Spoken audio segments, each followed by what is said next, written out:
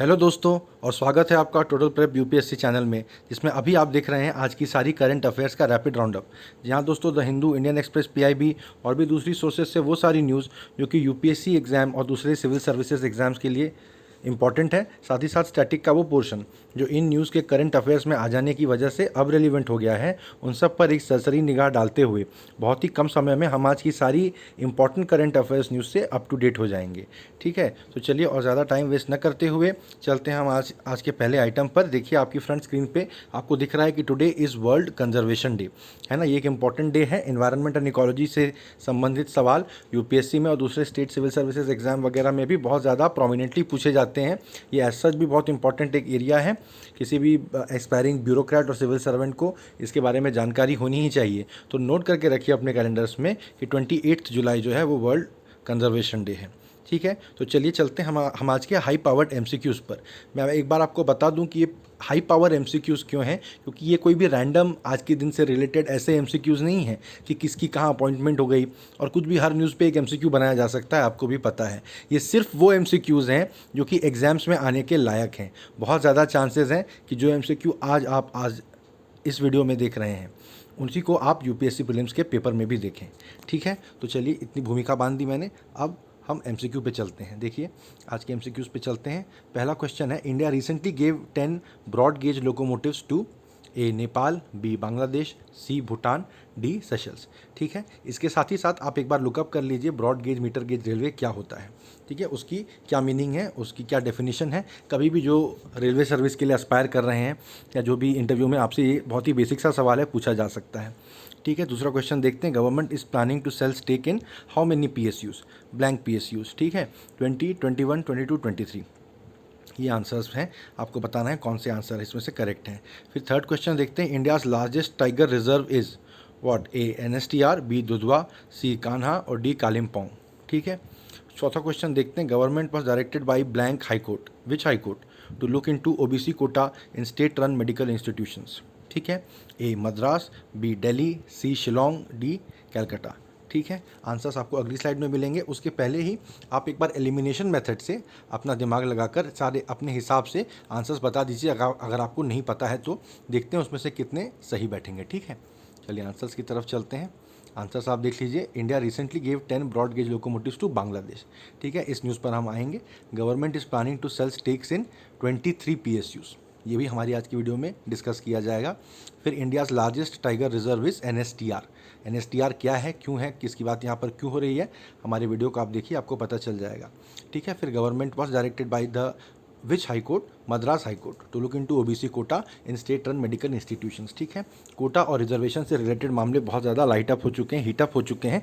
इनसे related question ज़रूर आपके प्री और मेंस दोनों में पूछे जाएंगे, तो इनसे संबंधित हर मामले पे आप पूरा अपने आप को अप टू डेट कर लीजिए। ठीक है दोस्तों, तो ये थे आज के high power multiple choice questions. अगर और डिटेल में आपको इन सब न्यूज़ के बारे में जानना है तो ज़रूर आप इंश्योर करिए कि मेरी वीडियो को आप एंड तक देखें। ठीक है, और जो अभी से मैंने देखा है अधिकतर लोग वीडियो यहीं से देख के नमस्ते बोल के निकल जाते हैं, तो एटलीस्ट मेरे चैनल को आप सब्सक्राइब कर लीजिए ताकि रोज़ आपको इस तरह के हाई पावर एमसीक्यूज़ मिलते रहें। आने वाले दिनों में मैं हाई पावर एमसीक्यूज़ के कंपाइलेशन, वीकली मंथली कंपाइलेशन भी लेके आने वाला हूं। आपकी प्रीलिम्स के पहले आपकी करंट अफेयर्स की पूरी तैयारी करवा दूंगा, ये मैं अपनी जिम्मेदारी से कहता हूँ।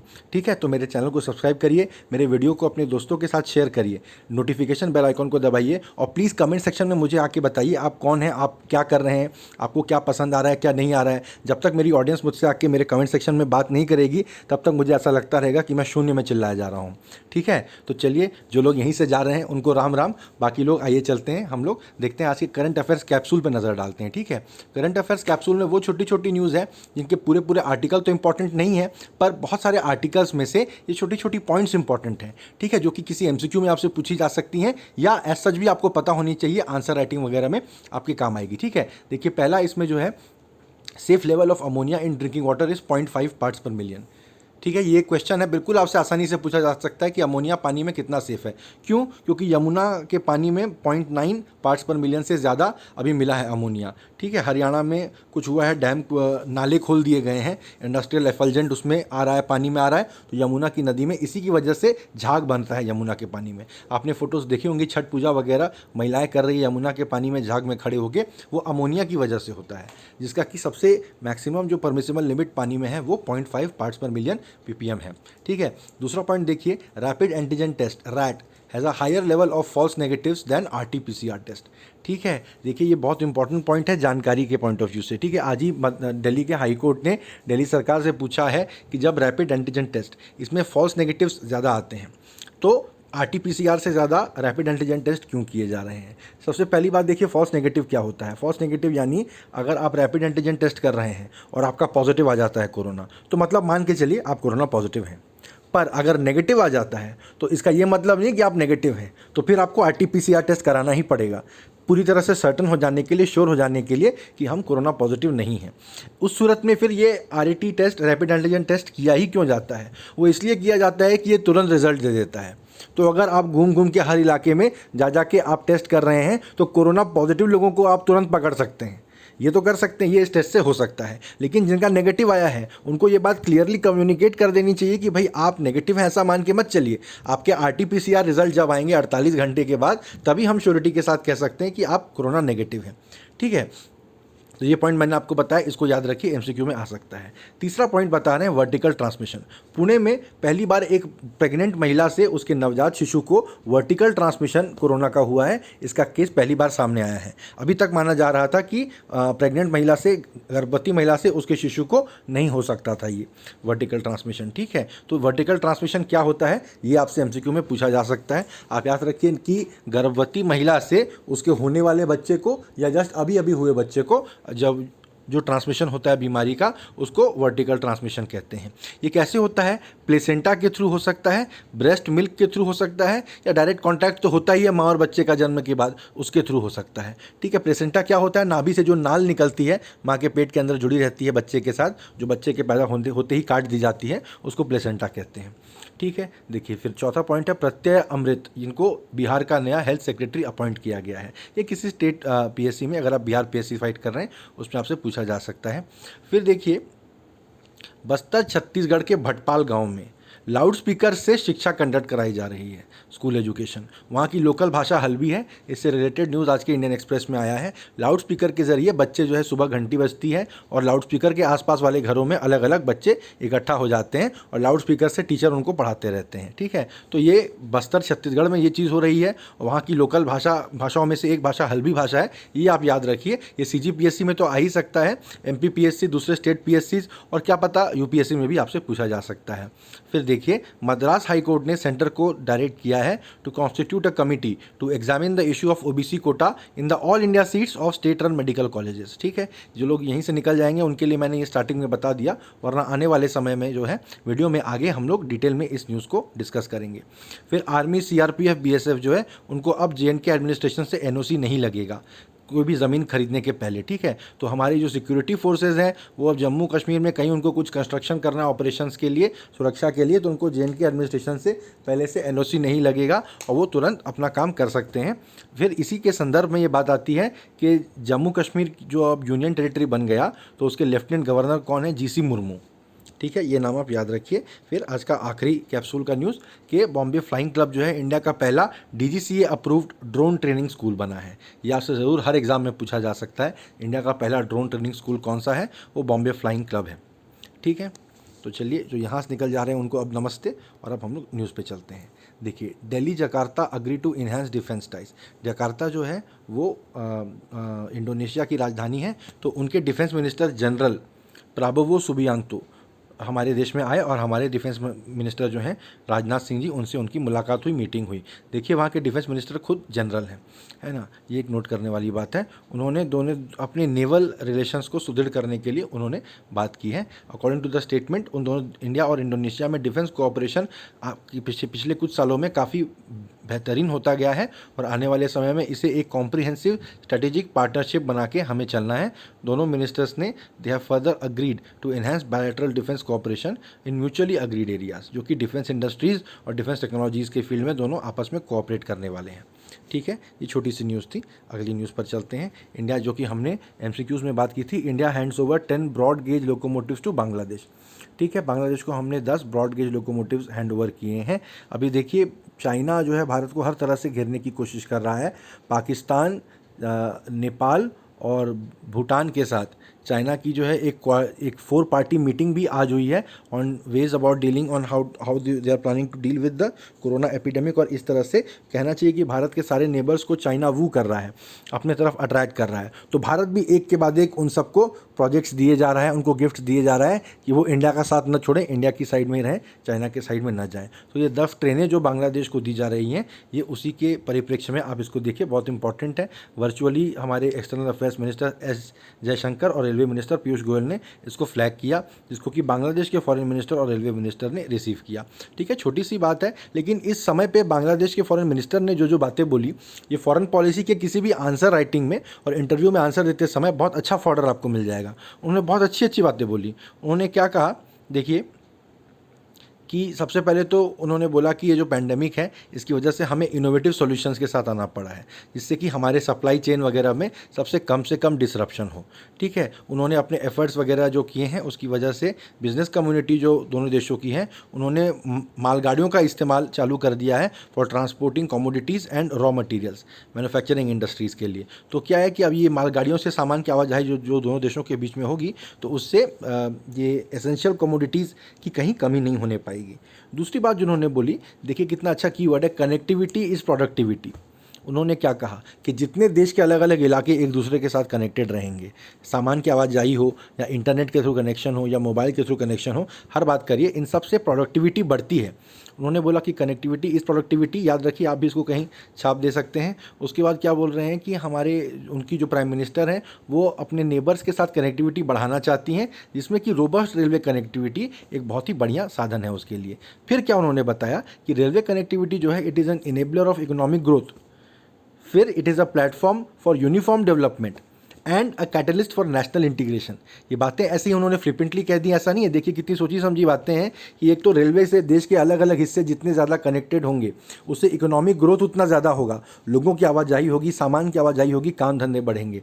दूसरा, इससे यूनिफॉर्म डेवलपमेंट होगा। आज भी हमारे देश के कई इलाके हैं जहाँ ट्रेनों की सुविधा उतनी ज़्यादा नहीं है, उतनी ज़्यादा वेल कनेक्टेड वो ट्रेनों से नहीं है। आप में से कई लोग जब शहरों से अपने गाँव जाते होंगे या कहते होंगे कि हम वहाँ तक ट्रेन से पहुँचते हैं, फिर वहाँ से उतर के बस पकड़नी पड़ती है। तो इस तरह की जो कनेक्टिविटी यानी रेलवे की कनेक्टिविटी बराबर नहीं है, तो वहाँ आप देखेंगे कि आर्थिक विकास भी उतना नहीं है। तो यानी रेलवे कनेक्शन से आर्थिक विकास होता है, इकोनॉमिक ग्रोथ होता है, फिर यूनिफॉर्म डेवलपमेंट होता है, देश के अलग अलग हिस्से बराबर विकास कर पाते हैं। साथ ही साथ ये कैटलिस्ट है फॉर नेशनल इंटीग्रेशन। जब देश के हर इलाके के लोग देश के हर दूसरे इलाके में जाके बसेंगे, तो तो देश जो है एक अच्छा कोहेसिव यूनिट बनेगा, एकता बढ़ेगी इसमें। ठीक है, कितनी अच्छी बातें उन्होंने बताई। ये सारी पॉइंट्स आप हर अलग अलग तरह के आंसर राइटिंग में इसको आप इस्तेमाल कर सकते हैं। फिर हमारे जो पीयूष गोयल जी हैं, रेलवेज मिनिस्टर, उन्होंने बताया कि रेलवे कोऑपरेशन की जो बात है, उसे हम बायलैटरल ट्रेड और इकोनॉमिक पार्टनरशिप दोनों देशों के बीच में बढ़ाने की हम योजना रखते हैं। ठीक है, चलिए अगली न्यूज़ पर चलते हैं, जो आज की एक बहुत बड़ी न्यूज़ है। मद्रास हाई कोर्ट ने सेंटर को कहा है कि ओबीसी कोटा पे आप एक कमेटी सेटअप कीजिए। देखिए मामला क्या है, मामला ये है कि हर राज्य का जो कॉलेज है, वो एक सेंट्रल कोटा के तहत अपनी कुछ % सीटें छोड़ देता है। ठीक है, आप में से जिन्होंने इंजीनियरिंग, मेडिकल इस तरह के एग्ज़ाम फाइट किए हैं, वो जानते हैं कि राज्य के जो कॉलेज होते हैं, उसमें से 15% या 20% सीटों पर ऑल इंडिया एग्ज़ाम के थ्रू एडमिशन होता है। ठीक है भाई, उसके बाद ये नीट में, मेडिकल में पहले नहीं होता था, अभी जब से नीट एग्ज़ाम चालू हुआ है तब से ये मेडिकल में भी शुरू हो गया है, वरना इंजीनियरिंग में तो आप समझिए आज से 10-12 साल पहले से ही चल रहा है। AIEEE एग्ज़ाम के ज़रिए राज्य की 15% गवर्नमेंट या प्राइवेट जो जितने भी कॉलेजेस हैं उनकी सीटें भरी जाती हैं। फिर क्या बात है कि मेडिकल में जो है कई राज्यों में SC ST OBC का रिजर्वेशन है, लेकिन सेंट्रल कोटा में जो सीटें आती हैं, जो 15% सीटें आती हैं, उसमें सेंट्रल गवर्नमेंट का कहना है कि वो कोई कोटा नहीं लगाएंगे। तो इस बात को लेकर तमिलनाडु के अलग अलग पॉलिटिकल पार्टीज़ और अलग अलग सिविल सोसाइटी के लोग जो हैं, उन्होंने मद्रास हाई कोर्ट को अप्रोच किया है। तमिलनाडु में आप देखेंगे कि बहुत ज़्यादा रिजर्वेशन है अलग अलग ग्रुप्स के लिए, तो उनके लिए रिजर्वेशन का मामला बहुत ज़्यादा इंपॉर्टेंट भी है। तो इसलिए वो चाहते हैं कि इन सेंट्रल कोटा वाले जो सीटें हैं, उनमें ये OBC के लिए भी रिजर्वेशन रखा जाए। जैसे जो यहाँ पे तो मद्रास हाई कोर्ट ने बोला है कि भाई ये मामला काफ़ी महत्वपूर्ण है, क्योंकि देखिए Tamil Nadu backward classes, scheduled castes and scheduled tribes, reservation of seats in educational institutions and of appointments और posts in the services under the state act 1993। ये जितना मैंने बताया ये उस एक्ट का नाम है, ठीक है। ये आर्टिकल 31B के तहत प्रोटेक्टेड है और कॉन्स्टिट्यूशन के 9th शेड्यूल में भी रखा गया है कि जुडिशियल इंटरवेंशन के जरिए भी इनको बदला ना जा सके, ठीक है। स्टेट में ओबीसी कोटा 50% है, उसके बाद 27% जो है सेंट्रल यूनिवर्सिटीज़ और एम्स वगैरह में 27% होता है, पर यहाँ राज्य में, तमिलनाडु राज्य में 50% है, ठीक है। तो इसकी वजह से ये बात हो रही है कि उनको भी जो सेंट्रल कोटा वाली सीटें हैं उनमें भी ये रिजर्वेशन दिया जाए। इसमें कोर्ट ने क्या कहा है कि केंद्र सरकार को बोला है कि आप एक कमेटी बनाइए और उस कमेटी में सेंटर के रिप्रेजेंटेटिव हों, स्टेट के रिप्रेजेंटेटिव हों और मेडिकल काउंसिल ऑफ इंडिया के रिप्रेजेंटेटिव हों, और 3 महीने के अंदर ये कमेटी बना दी जाए, ठीक है। इसके बाद कोर्ट ने महत्वपूर्ण बात जो बोली, जो सबसे लास्ट पैरा मैंने यहाँ पे हाईलाइट किया है, उन्होंने कहा है कि इसे ऐसा ना समझा जाए कि हम कह रहे हैं कि रिजर्वेशन दे ही दिया जाए, ऐसा हम कह रहे हैं। बिल्कुल हम ऐसा नहीं कह रहे हैं, क्योंकि it is settled law that courts cannot interfere in policy matters of the government unless fundamental rights are affected. ये देखिए जुडिशरी की सीमा को रेखांकित करती है ये बात। आपको इस बात पे पूरी क्लैरिटी होनी चाहिए कि अदालतों का काम कानून बनाना नहीं है, अदालतों का काम सरकार चलाना नहीं है, सरकार ही पॉलिसीज़ बनाएंगी। नीतियां बनाने का काम पार्लियामेंट का और सरकार का, हमारे देश में पार्लियामेंट और सरकार एक ही यूनिट है लगभग, तो उन्हीं का काम है। जब तक फंडामेंटल राइट्स पे आंच नहीं आ रही है या फंडामेंटल मामलों पे आंच नहीं आ रही है, तब तक यहाँ पर जो है कोर्ट को कुछ भी बोलने का अधिकार नहीं है। ऐसा सेटल्ड लॉ है, आज तक ऐसा ही मान के चला गया है। फिर जो एक इंपॉर्टेंट पॉइंट उन्होंने बोला कि reservation is not a legal and fundamental right. तो रिजर्वेशन एक लीगल राइट भी नहीं है, ये एक फंडामेंटल राइट भी नहीं है, ये कॉन्स्टिट्यूशनल राइट है। ये आपसे एग्जाम में पूछा जाएगा MCQ में, तो आप कंफ्यूज हो जाएंगे, ठीक है। कौन सी चीज़ें किस तरह की राइट होती हैं ये आपको पता होना चाहिए, क्लैरिटी होनी चाहिए, ठीक है। तो ये थी अबाउट दिस न्यूज़।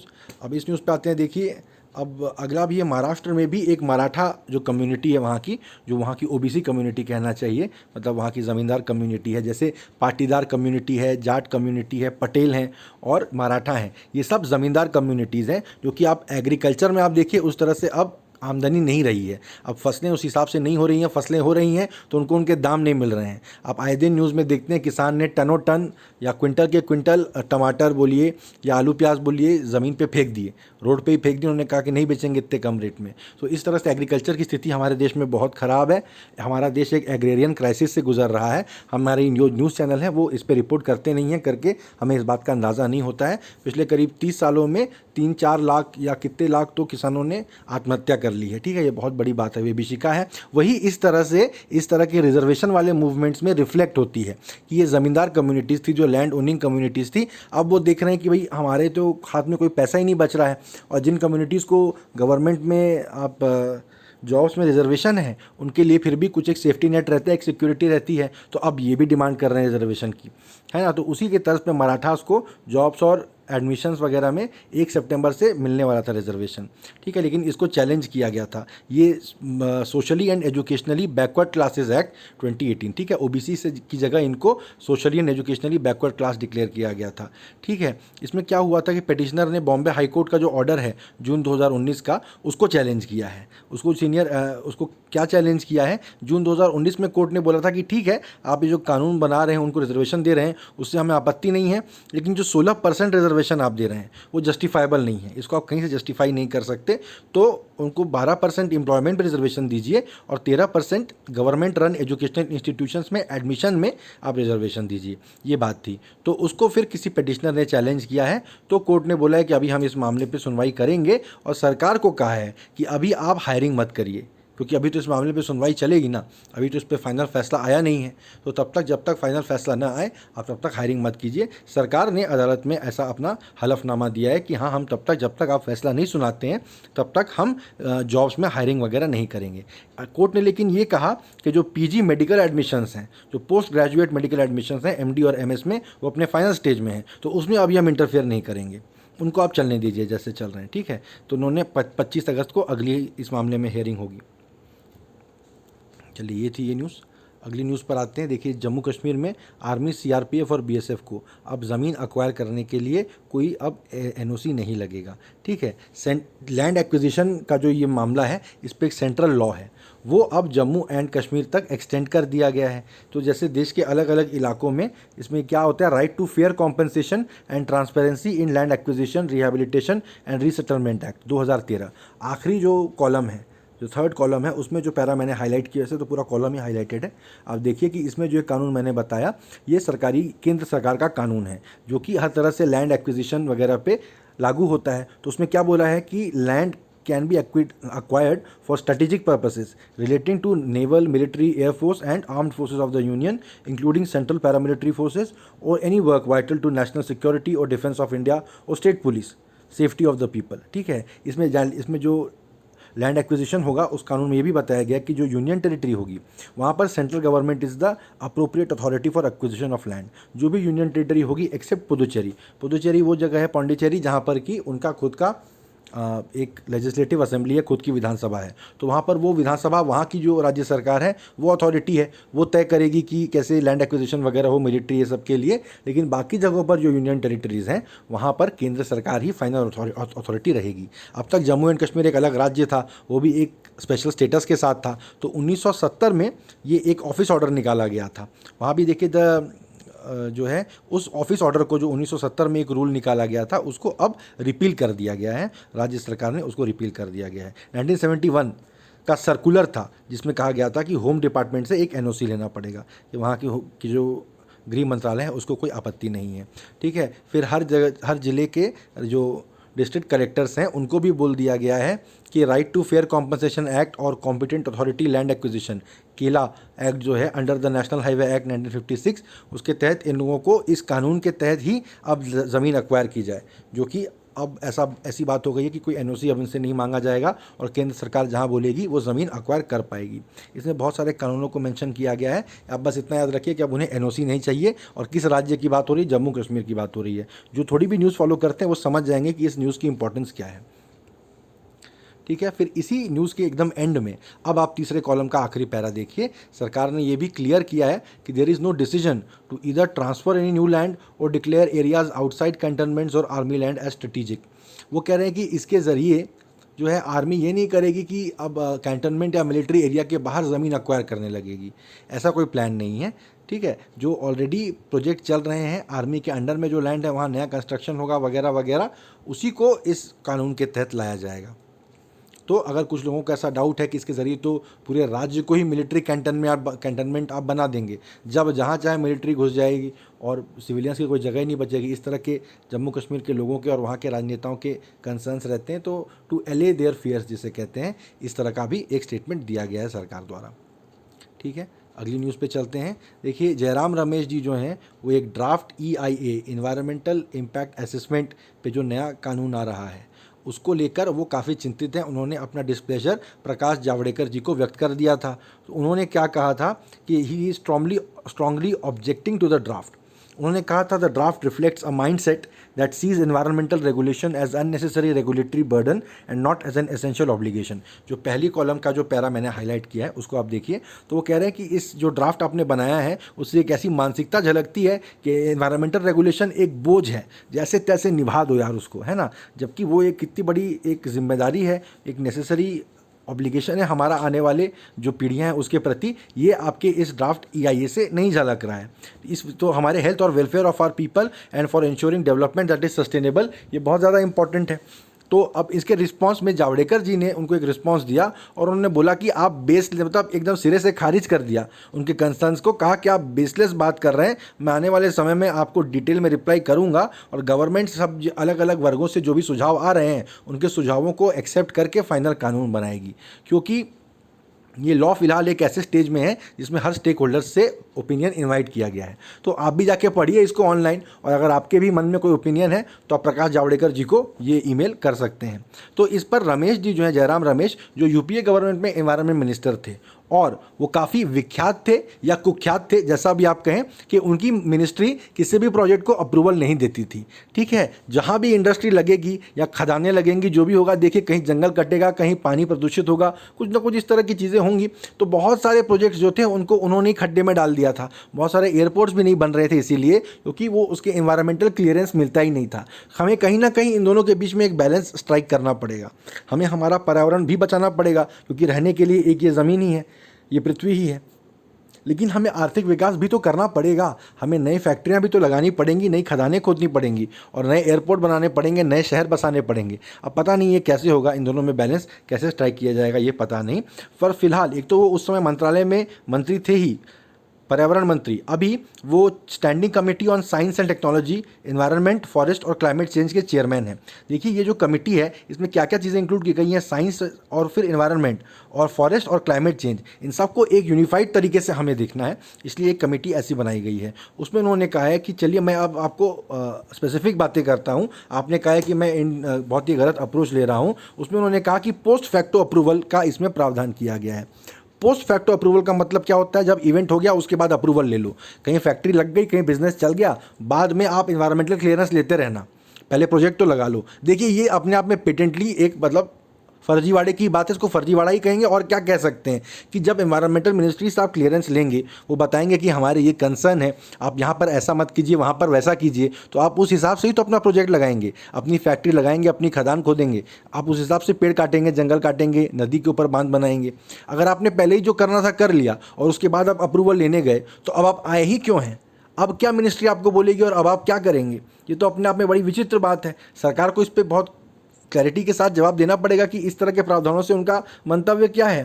ठीक है, उन्होंने कहा कि this provision will routinely legitimise illegality. हाँ, इलीगल काम पहले हो जाएगा, बाद में मंत्रालय से कहेगा कि भाई ये तो हो चुका है। तो इसको आप जो है फेट अकॉम्प्ली कहते हैं, लैटिन में एक टर्म है, इसको गूगल करके देख सकते हैं, FAIT फेट, ACCOMPLI अकॉम्प्ली, कि अब जो होना था वो तो हो ही चुका है, अब आप अप्रूवल दे दीजिए इसको, है ना, इस तरह की बात हो जाएगी। दूसरा उन्होंने बोला कि पब्लिक पार्टिसिपेशन को हर एक स्टेप पे कम करते जाया गया है। हालांकि पिछले कानून में ऐसे ऐसे प्रावधान थे, कोई भी प्रोजेक्ट जहां लगेगा वहां की हर ग्राम सभा का 75% अप्रूवल होना चाहिए, जो अपने आप में बहुत ड्राकोनियन है। देखिए अधिकतर ग्राम सभाओं में आपको 75% अप्रूवल नहीं मिलेगा किसी भी प्रोजेक्ट के लिए। कहाँ गाँव के लोग 75% अग्री करेंगे किसी बात पे, है ना, बहुत सारे कारणों से लोग वहाँ पर उस चीज़ को रिजेक्ट कर दे सकते हैं, ऐसे में कोई प्रोजेक्ट नहीं लग पाएगा। तो इस प्रावधान की भी बहुत ज़्यादा भर्त्सना हुई थी, इसको बहुत ज़्यादा क्रिटिसाइज़ किया गया था। तो और फिर उन्होंने ये भी कहा कि एनवायरमेंटल क्लियरेंस जो है उसको लॉन्ग, अब यहाँ पर ये भी बात हो गई है कि पहले एक प्रावधान था, अगर आपने किसी भी पर्पज़ के लिए ज़मीन ली है और 5 साल या 10 साल तक ऐसा एक पीरियड है, उस बीच में अगर आपने अपना प्रोजेक्ट चालू नहीं किया है, तो अब ज़मीन ओरिजिनल लोगों को वापस हो जाएगी जिनसे आपने ज़मीन ली थी, भले ही उनको मुआवजा मिल गया हो। ताकि ऐसा ना हो कि आप कोई प्रोजेक्ट है, कुछ है बोल के आप ज़मीन जो है लैंड ग्रैब कर लें, अक्वायर कर लें, फिर बैठे रहें 30-40 साल तक, ज़मीनों के दाम जब बढ़ जाएं तब आप उन्हें बेच दें। इससे भूमाफिया को बहुत ज़्यादा बढ़ावा मिलेगा, इससे इंडस्ट्री नहीं लगेगी। ठीक है, इस प्रावधान को भी अब हटा दिया जा रहा है इस वाले ड्राफ्ट में, बोल रहे हैं कि लैंड ले लिया तो ले लिया, अब नहीं भी बन रहा है तो आप ही के पास रहेगा। तो ये तो बहुत गलत बात है, ऐसा जयराम रमेश जी ने कहा है। ठीक है, देखिए land acquisition act, Narendra Modi ji जब पहली बार पावर में आए थे, ये उनका सबसे पहला कानून था जो पार्लियामेंट में लेके आना चाह रहे थे, और इसका इतना जम के विरोध हुआ था पूरे देश में कि उन्हें वो कानून वापस ले लेना पड़ा था। ठीक है, 1-2 राज्यों में उनकी सरकार चुनाव भी हार गई थी, उनकी पार्टी चुनाव हार गई थी, उसमें यही कहा जा रहा था कि लैंड एक्विजिशन वाले जो नया कानून है उससे लोग घबरा गए हैं कि कोई भी कभी भी कहीं भी आके उनकी ज़मीन ले सकता है, मनमाने दाम, औने पौने दाम में उनसे ज़मीन एक्वायर कर लेगा और उसके बाद उन्हें रोड पे फेंक दिया जाएगा, उनके रिहैबिलिटेशन की भी बात नहीं की जाएगी। ठीक है, अभी लग रहा है कि उसी कानून को जो चारों खाने चित हो गया था उसको बैकडोर से सरकार लाने की कोशिश कर रही है। ठीक है, तो अब ये भी एक बात है, देखिए प्रोज एंड कॉन्स दोनों हर चीज़ के होते हैं कि इस देश में आप बाहर की कंपनियों को बुला के मेक इन इंडिया करवाएंगे तो उसके लिए आपको ज़मीन और प्रोजेक्ट क्लियरेंस तो देने पड़ेंगे उन्हें। दुनिया भर में इस बात की चर्चा होती है कि भारत में रेड टेपिज्म, लाल फीताशाही जो है, बाबू डम बहुत ज़्यादा है, किसी भी प्रोजेक्ट को अप्रूवल नहीं मिलता है। वो बात है इसलिए उन्हें बहुत आसानी से अप्रूवल मिल जाए, इसकी कोशिश हमें करनी चाहिए। मनमोहन सिंह सरकार ने भी सिंगल विंडो क्लियरेंस लाने की कोशिश की थी, लेकिन साथ ही साथ हमारे देश वैसे ही हम क्लाइमेट चेंज की विभीषिका से जूझ रहे हैं। पिछली न्यूज़ में हमने देखा कि फसल होती नहीं और फसलों के दाम मिलते नहीं करके एग्रेरियन कम्युनिटीज़ जो हैं वो अब रिजर्वेशन की मांग को लेकर सड़कों पर आ गई हैं। तो और अब हम अगर और हम अपने इन्वायरमेंट को डिस्ट्रॉय करने लग जाएं तो फिर कैसे हम आगे बढ़ सकेंगे? इसका कुछ समाधान हमें निकालना पड़ेगा, जो कि फिलहाल तो कहीं निकलता दिख नहीं रहा है। इस ड्राफ्ट के साथ क्या क्या कौन से हैं और क्या क्या प्रोज हैं वो मैंने आपको बता दिए। इनसे रिलेटेड कुछ भी एमसीक्यू आपसे पूछे जा सकते हैं, वरना मेंस में तो आप मान के चलिए ये क्वेश्चन आ ही रहा है GS3 में। ठीक है, चलिए ये थी ये न्यूज़। अगली न्यूज़ है, देखिए ये द हिंदू का एडिटोरियल है। It is about a stress test. RBI ने एक स्ट्रेस टेस्ट किया है, डेटा पे एक एनालिसिस किया है हमारे बैंकों के बारे में। ठीक है, उसके पहले देख लेते हैं दो बातें जो आरबीआई की रिपोर्ट से निकल के आ रही हैं कि आरबीआई ने फिलहाल होम लोन वगैरह पे ईएमआई पे एक मोराटोरियम लागू कर दिया था कि 3 महीने 6 महीने तक अगर लोग अपने ईएमआई ना दें तो भी कोई दिक्कत नहीं है। उसमें पता चला कि आधे कस्टमर्स ने इस फैसिलिटी का लाभ उठाया।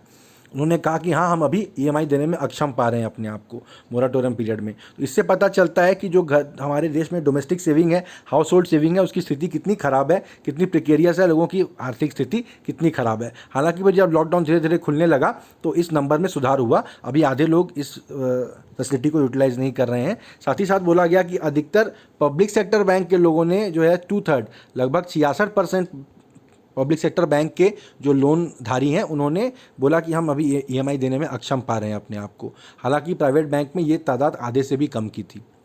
ठीक है, तो पब्लिक बैंकों पे ज़्यादा इस चीज़ का बोझ पड़ा है। फिर अब इस बात पे देखिए आते हैं स्ट्रेस टेस्ट पे कि पता चल रहा है कि कोविड-19 से पहले बैंकों की जो एनपीएस थी, नॉन परफॉर्मिंग एसेट्स, वो डाउनवर्ड ट्रैजेक्टरी पे थी, वो कम हो रही थी, बैंकों की स्थिति में सुधार हो रहा था। लेकिन अब आरबीआई को ऐसा लग रहा है कि अगर बैंकों की जो ग्रॉस एनपीए है वो मार्च 2021 तक 12.5% हो सकती है। यानी हर बैंक का अगर 100 रुपया लोन दिया हुआ है तो 12.5 रुपया उसमें से वापस नहीं आएगा, ऐसा लग रहा है। जबकि मार्च 2020 में, इसी साल 2 महीने पहले, ये नंबर 8.5% था।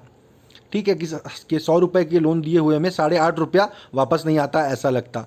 ठीक है, तो अब अगर ये स्थिति तब होगी अगर हमारी अर्थव्यवस्था 4.4% से कॉन्ट्रैक्ट होती है इस साल इकोनॉमिक ग्रोथ तो नहीं है, इस साल इकोनॉमिक कॉन्ट्रैक्शन है। तो 4.4% से अगर कम होती है हमारी इकोनॉमी तो ये स्थिति होगी। और देखिए कई लोगों एनालिस्ट का ऐसा मानना है कि अर्थव्यवस्था 8.9% यानी लगभग 9% तक भी कॉन्ट्रैक्ट हो सकती है। तो आरबीआई ने डेटा एनालिसिस करके बताया है अगर वैसा होता है तो जो बैड लोन्स हैं जो कि वापस नहीं आएंगे वो 14.7% तक जा सकते हैं। यानी हर 100 रुपये में 14 रुपये 70 पैसे वापस नहीं आएंगे। यानी ऐसा अगर होता है तो मार्च 2020 में जो स्थिति थी ये स्थिति लगभग उसके 75% बढ़ जाएगी और ज़्यादा ख़राब हो जाएगी। ठीक है, ऐसी स्थिति है। प्लस इसके जो नॉन बैंकिंग फाइनेंशियल कंपनीज़ हैं उन पे बहुत ज़्यादा इसका इम्पैक्ट होने वाला है, बहुत सब्सटैंशियल उसका इम्पैक्ट होने वाला है। नॉन बैंकिंग फाइनेंशियल कंपनीज़ ने, जो कि बैंक अभी लोन नहीं दे पा रहे थे, क्रेडिट क्रंच की स्थिति थी, तो एनबीएफसी को कहा गया कि भाई आप लोन दीजिए पब्लिक को। उनका दिया लोन भी एनपीए हो गया, उनके दिए लोन को भी पब्लिक और इंडस्ट्री चुकाने में असमर्थ पा रही है अपने आप को। तो एनबीएफसीज भी फंसे हुए हैं इस पूरे क्रेडिट क्रंच में। जो ट्विन बैलेंस शीट जो प्रॉब्लम है उसमें एनबीएफसीज भी फंसे हुए हैं। ट्विन बैलेंस शीट प्रॉब्लम के बारे में हर यूपीएससी एस्पिरेंट को पता होना चाहिए। पिछले 5 साल से 6 साल से यूपीएससी एस्पिरेंट इसके बारे में पढ़ रहे हैं। अगर आपको नहीं पता है, आप अभी प्रिपरेशन स्टार्ट किए हैं, तो बिल्कुल गूगल करके पढ़ लीजिए इसके ऊपर में ट्विन बैलेंस शीट प्रॉब्लम जो है।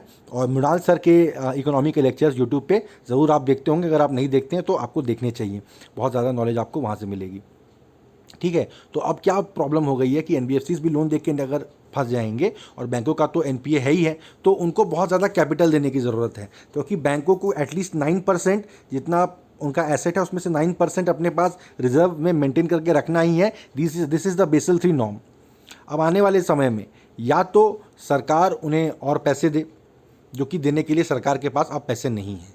ठीक है, या सरकार क्या करे, आरबीआई इन नॉर्म्स को थोड़ा सा रिड्यूस करे कि भाई अनएक्सपेक्टेड सर्कमस्टेंसेज हैं तो कुछ समय के लिए ये बेसल 3 नॉर्म्स को हम साइड में रखते हैं।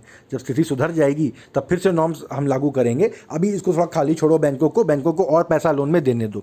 ठीक है, जो कि एक एसबीआई की रिपोर्ट में भी एसबीआई ने सरकार को यही रिकमेंड किया है। 2-3 दिन पहले की मेरी वीडियो में मैंने ये बात बताई थी, जो कि ठीक है, अगर चल गई तो चल गई, उल्टा दांव पड़ गया। अगर वो पैसा अब इकोनॉमी में गया और गायब हो गया, बिजनेसेस ने उसको पैसों में लगाया, अपने धंधे में लगाया और कोई रिटर्न नहीं आ पाया, वो वापस नहीं चुका पाया, पाए अगर, तो फिर जितना हमारे पास बचा है वो भी चला जाएगा, बैंकों की स्थिति और ज़्यादा प्रिकेरियस हो जाएगी। तब हम क्या करेंगे? ठीक है। या तीसरा ये स्थिति है, बोला जा रहा है कि एक वन टाइम लोन रिस्ट्रक्चरिंग किया जाए, यानी जैसे पब्लिक को बोला गया कि 3 महीने आप ईएमआई मत दीजिए, उसी तरह से इंडस्ट्रीज़ वगैरह को भी ये किया जाए कि अभी कुछ समय तक आप भले लोन मत दीजिए, आपका लोन एनपीए नहीं कैटेगराइज किया जाएगा। कोटक महिंद्रा के उदय कोटक जो हैं उन्होंने भी आज इसी तरह का एक बयान दिया है जो कि न्यूज़पेपर्स में आया था। ठीक है, तो ये इस तरह के आर्गूमेंट्स हैं कि आने वाले समय में ये 3 चीज़ें हमें करनी पड़ेंगी। ठीक है, एक छोटा सा कार्टून भी मैंने देखिए, द हिंदू के मंजुल ने बहुत अच्छे अच्छे कार्टून बनाते हैं कि इकोनॉमी जो है पूरा नीचे जा रही है और निर्मला सीतारमन जी जो है हमारी फाइनेंस मिनिस्टर, वो लगभग उसमें फिसल पट्टी जैसा फिसल रही हैं और कह रही हैं कि अरे धीमा क्या हो रहा है, मैं तो बड़ी तेज़ी से जा रही हूँ। बड़ी तेज़ी से वो जा रही हैं पर बड़ी तेज़ी से नीचे जा रही हैं। ठीक है, ये हमारे देश की अर्थव्यवस्था पर ये कटाक्ष किया गया है। तो ये थी बात। चलिए चलते हैं अगली न्यूज़ पर। अगली न्यूज़ है देखिए कि एक प्रोडक्शन लिंक्ड इंसेंटिव स्कीम बनाया गया है भारत सरकार द्वारा कि 50 क्रिटिकल एक्टिव फार्मास्यूटिकल इंग्रेडिएंट्स, यानी 50 क्रिटिकल दवाइयाँ आप मान के चलिए बनाने के लिए भारत को सेल्फ रिलायंट होना है, हम आत्मनिर्भर भारत के तहत वो बनेंगे। ठीक है, तो उसके तहत जो ठेके मिलेंगे जिन कंपनियों को बनाने के लिए, बोला गया है कि उनके पास इन्वेस्टमेंट का 30% नेट वर्थ होना चाहिए, उनकी औकात होनी चाहिए कि कम से कम 30% की, जितने बड़े का प्रोजेक्ट उनको दिया जा रहा है। ये guidelines minister of chemicals and fertilisers DV Sadananda Gowda ने अनाउंस किए थे। टोटल 136 कंपनियों को अलाउ किया जाएगा पीएलआई बल्क ड्रग स्कीम के लिए अप्लाई करने के लिए 4 महीने के अंदर, जिसके बाद 3 महीने के अंदर अप्रूवल्स भी अनाउंस कर दिए जाएंगे, ऐसा उन्होंने प्रेजेंटेशन देके बताया है। किनको सेलेक्ट किया जाएगा? 2 क्राइटेरिया पे। पहली कि वो कितने सस्ते में बल्क ड्रग बना सकते हैं, है ना, ये तो जहाँ भी कोई भी टेंडर निकलता है ऐसे ही होता है। और दूसरा कि the capacity of their propose plant, वो कितना बड़ा प्लांट सेटअप कर सकते हैं जिसमें कि 30% उनका नेटवर्थ होना चाहिए, ताकि एक ही कंपनी के तहत बहुत बड़ा ज़्यादा तादाद में दवाइयाँ बन सके। ठीक है, देखिए 18 उनमें से जो बेल ड्रग है जिनमें penicillin, clavulanic acid, vitamin B1, tetracycline, dexamethasone वगैरह, वो आने वाले 6 साल में ग्रेडेड फॉर्मेट में उसमें इन लोगों को हेल्प की जाएगी। ठीक है, 2023 से 2027 तक जो मैन्युफैक्चरर्स हैं उनको उनके टर्नओवर का 20% दिया जाएगा। ठीक है, उसके बाद 2027 से 2028, ठीक है, 2 साल उन्हें 15% उसका इंसेंटिव दिया जाएगा जितना वो टर्नओवर करेंगे। ठीक है, 2028 से 2029 तक उन्हें 5% इंसेंटिव दिया जाएगा, यानी आप दवाइयाँ बनाइए, पैसे सरकार देगी आपको 20%, 15%, 5% करके।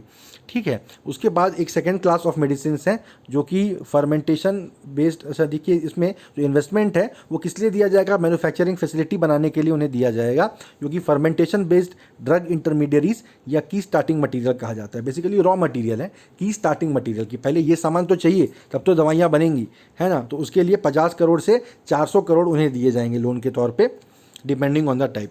ठीक है, बाकी जो 23 केमिकली सिंथेसाइज्ड एपीआईज बचे उसके लिए मीरोपेनेम, ये जो नाम दिए गए हैं, एस्पिरिन वगैरह, उसमें मिनिमम इन्वेस्टमेंट 20 से 50 करोड़ का लगेगा। यहाँ पर इंसेंटिव यूनिफॉर्म 6 साल तक 10% दिया जाएगा। ठीक है, this 41 bulk drugs are considered crucial for production of 53 APIs. ठीक है, ये जो मैंने स्कीम बताई आपको 6 साल वाली, और एक दूसरा ये डीआईज, ड्रग इंटरमीडियरीज या की स्टार्टिंग मटेरियल्स, जो फुल फॉर्म है केएसएम और डीआई का, ये आप याद रखिए, ये आपसे पूछा जाएगा प्रीलिम्स में। ठीक है, अगली न्यूज़ पे चलते हैं। देखिए इसी के एंड में, इसी न्यूज़ के एंड में बताया गया कि एक जो PLI scheme for medical devices है, यानी मेडिकल डिवाइस भी तो बनाए जाएंगे जिसमें radiotherapy, cancer care, radiology, imaging, anaesthetics और कार्डियो रेस्पिरेटरी और इम्प्लांटेबल डिवाइसेज वगैरह बनाए जाएंगे। उसके लिए 18 एप्लीकेंट्स को इन्वाइट किया जाए, उनको 18 एप्लीकेंट्स को सिलेक्ट किया जाएगा। ठीक है, और इन्वेस्टमेंट 180 करोड़ रुपए का लगेगा, और उसके लिए उन्हीं को सिलेक्ट किया जाएगा जिनका 2018-19 में 60 करोड़ का टर्नओवर था। तो ये सारे क्राइटेरिया जो मैंने अलग अलग आपको बताए, ये आपको याद रखने पड़ेंगे, ये आपसे एग्जाम में पूछे जा सकते हैं। Which of the following are true for the new production linked incentive scheme करके आपसे सारी बातें पूछ ली जाएंगी। इसमें भी एक छोटा कार्टून दे दिया गया, देखिए इकोनॉमी में पानी भर रहा है और बजट के जरिए निर्मला सीतारमण उसको फेंकने की कोशिश कर रही हैं।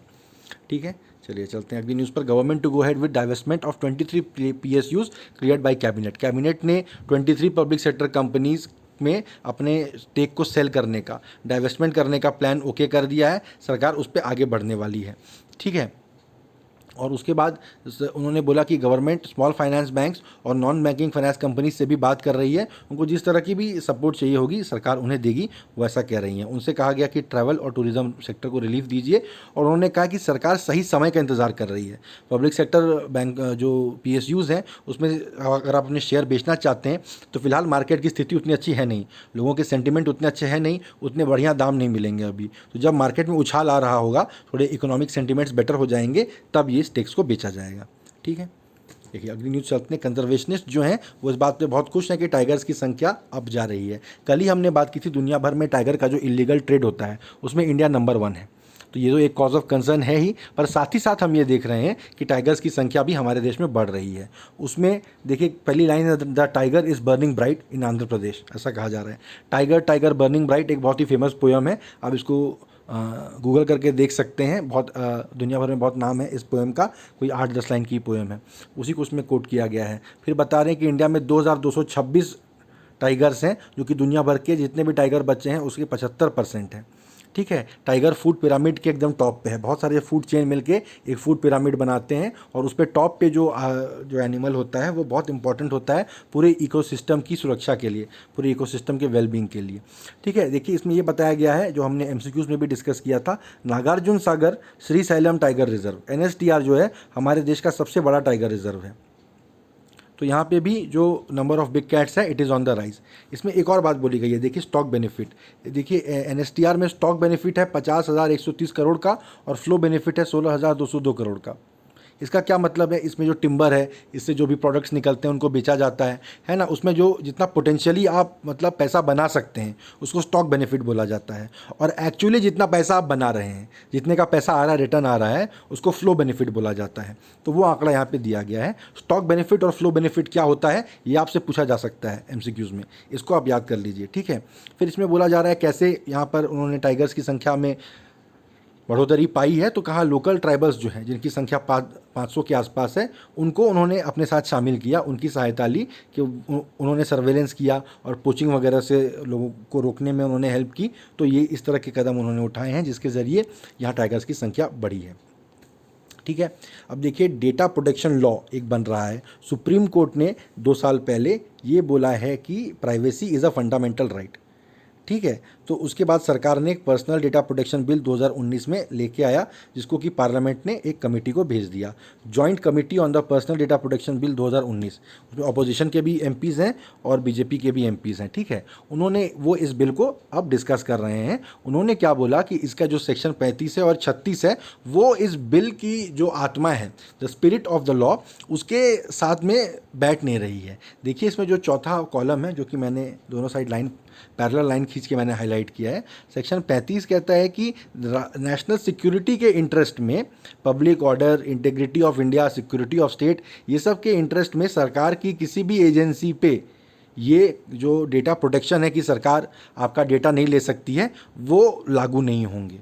ठीक है, सेक्शन 36 बोल रहा है कि किसी भी इंडिविजुअल के जो अधिकार हैं इस कानून के तहत, उनको सस्पेंड किया जा सकता है अगर कोई भी कानून ऐसा लग रहा है कि तोड़ा जा रहा है। देखिए कोई भी कानून है ना, कोई भी कानून में बहुत छोटी छोटी बातें भी आ सकती हैं, उनके तहत अगर लग रहा है कि कानून तोड़ा जा रहा है करके आपके डेटा में सरकार घुस गई अगर, तो ये तो गलत बात है। ये तो प्राइवेसी एक फंडामेंटल राइट वाली बात कहाँ हुई है। ठीक है, फिर सेक्शन 35 में कोई भी एजेंसी, किसी भी एजेंसी को ब्लैंकेट बैन दे दिया गया है कि भाई देश के हित में, राष्ट्रीय सुरक्षा के हित में ऐसा वैसा कोई भी किसी के भी डेटा में कोई भी एजेंसी घुस सकती है। यहाँ पर कोई एजेंसी भी स्पेसिफाई नहीं की गई कि चलो सिर्फ यही एजेंसी जा सकती है, तो ये तो गलत बात है। सुप्रीम कोर्ट ने जब प्राइवेसी को फंडामेंटल राइट बनाया है और आप उसके लिए कानून लेके आ रहे हैं, तो उसी कानून के सेक्शन 35 और 36 में आप इस तरह के प्रावधान डाल रहे हैं कि ये कानून लाया ही क्यों जा रहा है। फिर कोई एजेंसी ही तो घुसेगी किसी का डेटा देखने के लिए, है ना, कोई एक इंडिविजुअल दूसरे इंडिविजुअल का डेटा देखने घुसेगा तो वो तो पहले से ही साइबर क्राइम के तहत वो